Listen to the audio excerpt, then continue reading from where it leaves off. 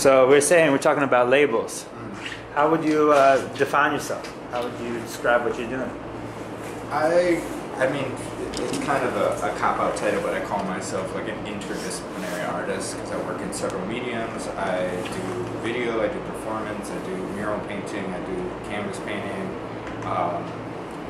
I do animations. So I kind of work all over the place, and a lot of it is based in a similar overall frame of thinking as largely about sort of political concerns, activism, social injustice, along those lines, but then there are also underlining ideas about how I relate those things to being an artist specifically. Like what does that mean to me to be an artist, to be making art, to also be concerned about these things? How do I communicate that concern, and how does that performance of that frame me within the larger context of artists? So the one reason why I don't consider myself a street artist is because historically street art, which is just a derivative of graffiti, is illegal. And I think most people who are doing street art right now, most of them are not painting these pieces illegally at all. They're largely sanctioned, they're fully supported, and that just doesn't, there's nothing street about that. That's just, you're a muralist. I think it's beautiful because I do call myself a muralist too, but I choose to call myself that out of a sense of radicality. Like I think it's within the art world I'm functioning in, within these institutions like Smack Mellon, and having my master's in painting from like a good school and all that. Muralism and certain other art forms are kind of looked down upon as being less sophisticated. So for me, I intentionally choose to call myself a muralist because of existing within that context, because I think it's empowering to say there is no right or wrong way to make art. There is no limitations on how genres can function and move in and out of whatever they choose to. And that's one of the reasons why that labeling is problematic for me specifically as an artist in general, is that I pride myself on trying to look beyond the boundaries that people tell me I'm supposed to stay within. You know, so whether that's street art telling me that I should just be doing a character completely cropped in an empty space floating in nowhere, like my response to that is to make sure that every single one of my walls has a full background, a scene that they're existing in. You know, but then murals tell me I'm supposed to, the genre, murals would say, well, this is supposed to be political content that people can understand. There should be something about the community and identity, and then I choose to approach that and say, no, I'm going to make something very personal, individual, and emotional about, you know, heartbreak or love, or about fear and loneliness, instead of something uplifting and empowering, and see how that functions within public space. So like when it comes to video, it's like, oh, you're supposed to make this accessible video in this way. It's like, okay, no, I'm interested in cinematic conventions and how somebody like Martin Scorsese is successful in his edits and cuts to communicate a story, and how can I use that within a higher esoteric content to convey the movement of a storyline, you know? So it's like I'm always thinking about how to go back and forth between different areas. You know, I talked before, I did an interview where they were asking me what kind of music I was listening to in my studio at the time, and at the time I was listening to Katy Perry, Beethoven, and Waylon Jennings, and it was what I was feeling at the time, and it was like this attempt to try to catch this space in between those three things, somewhere in between the diluted nature of pop culture, but the effectiveness of the conventions used within that framework, and then somebody like Waylon Jennings, this very soulful, bluesy country music that had these similar storylines that you would hear in pop music, that you would hear in hip hop, that you would hear, but like from a different perspective. And then comes Beethoven, just like purely instrumental, melodic, sophisticated, complex artistic decisions that in some way are specifically made for a certain elite and privileged class that at the time was commissioning the work, but at the same time it was frequently a gesture of rebellion towards those people too. So it's like all of that leads me to the fact that I would do myself an injustice by categorizing myself as one thing. And I don't call myself a graffiti artist because I grew up painting graffiti, and a lot of close friends of mine are still like the graffiti artists I look up to. I really, really admire graffiti artists. Always have. There's a few. My boy Amuse 126, Pose, MSK, who I known since I was a kid. These DC5 heads and Chicago graffiti writers. That's where I grew up in Chicago, and a lot of them are still painting actively, illegally, at the risk of ruining their lives, and some of them have messed up their lives and made it really difficult for them to do anything other than graffiti.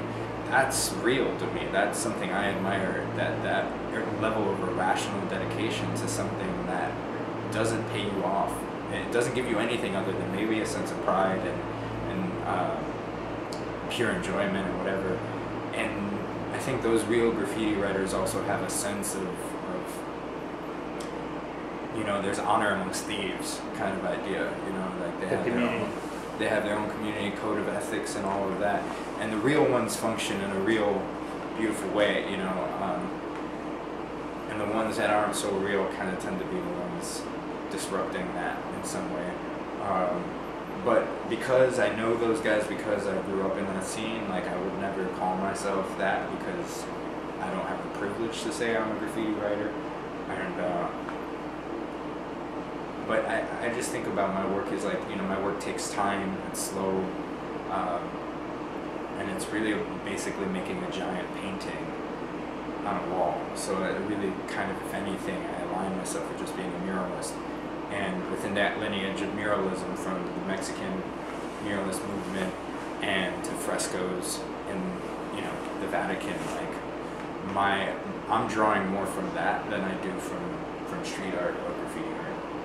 Great. So talk to us a little bit about your connection with kind of being a radical artist or political artist and your work you do with Groundswell. I think those kind of things happen accidentally, in that when I was making artwork in grad school and coming out of it and trying to really juggle this idea of like, can art be political and change anything? Can art have an impact in any way?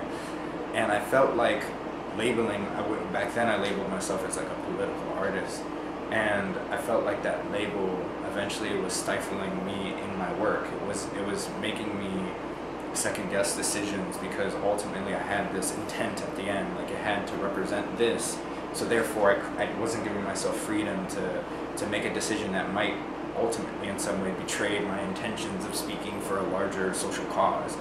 And in that way it was affecting my decision making.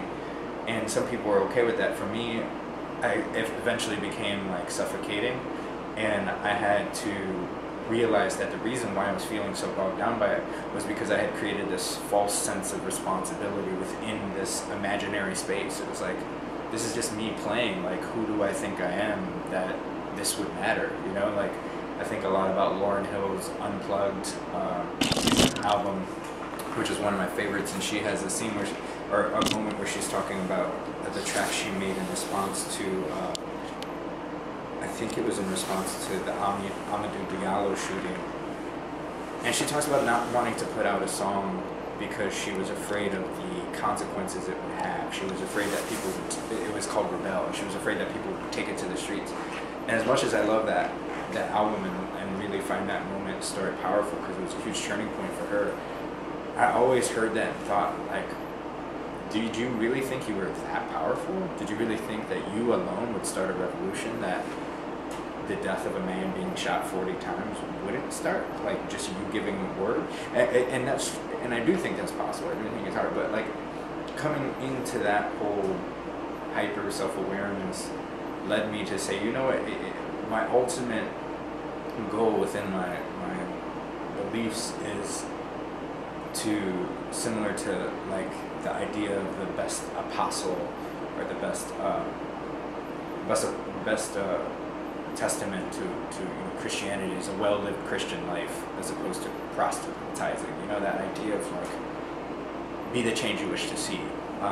So instead of focusing on all that weight on my work, I decided to put it in my life and live it out instead of thinking about it and making it. And when I did that, it didn't change the interest in my work, but it freed me up to make decisions that were much more personal, and it allowed me to find something special in my work that didn't exist before. It was very generic, it was very limited to history, and it had nothing to do with the baggage that I as an individual existing in this world like brings to that history.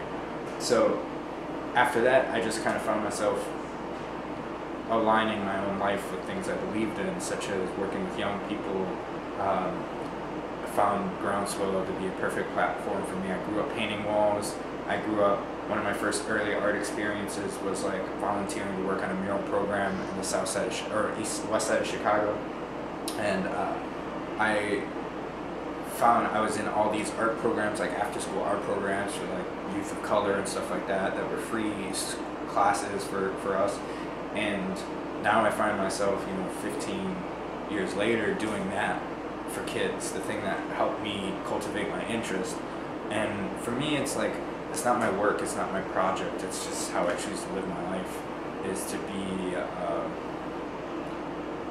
in any way, to be a mentor to young artists of color who remind me of the position that I came from, not being excited anytime I met like a Puerto Rican artist, because I was like, oh, that means I can do it, or when I was in college and had an African American mentor and then a Native American mentor. It was like, there was something to, seeing black and brown people in these positions of professional artistic careers that made it possible for me to imagine myself there. And that mattered to me a lot, enough that I never forgot that I wanted to be that for somebody else too, to be able to be.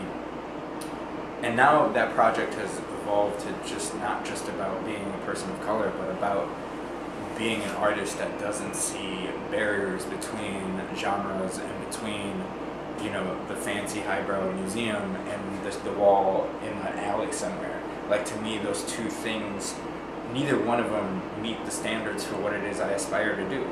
So my desire is to destroy the barrier that even splits them in the first place, and say, why not let it be open for everybody to be the artist you can, only you specifically can be.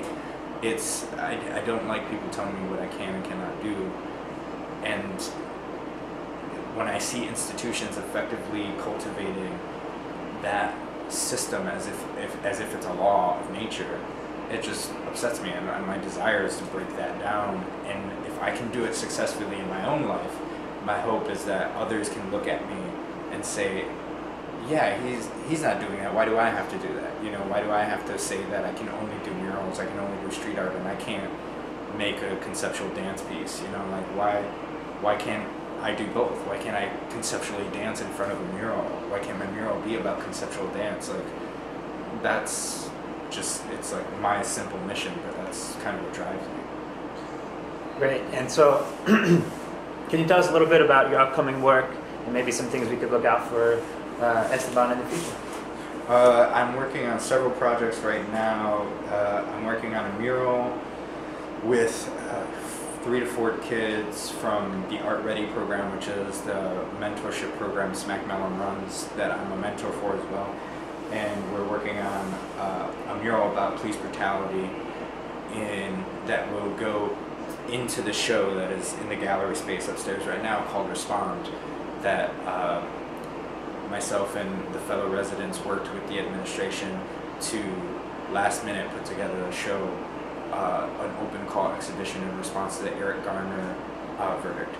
And we had 600 artists apply.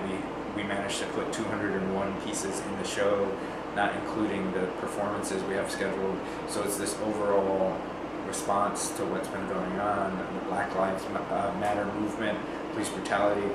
So my desire was to do something with young people that was kind of a side entrance into that idea. So me and a few students sat together and came up with a strategy to speak directly to police officers. And we went and spoke, it's a short project, so we only spoke with 2 police officers, one that was on duty and one retired NYPD officer who sat with us for like over an hour speaking to us about his experience and our questions, and from that we came up with an idea, and we generated the sketch and everything together, and then now we're executing the mural, and it will be in the gallery space for the last week of the exhibition. And then I'm in a skateboard show. I forgot the name of it. Sager's gonna be mad at me for that, but that's coming up. And then this residency open studios in March. I have a solo show in South Carolina in the spring. Going to Baton Rouge, Louisiana to paint for the Museum of Public Art in June, and on and on and on. So there's a lot of different projects in the future. Just following me on Instagram, I update everybody on that. Great. Thank you very much. Thank you.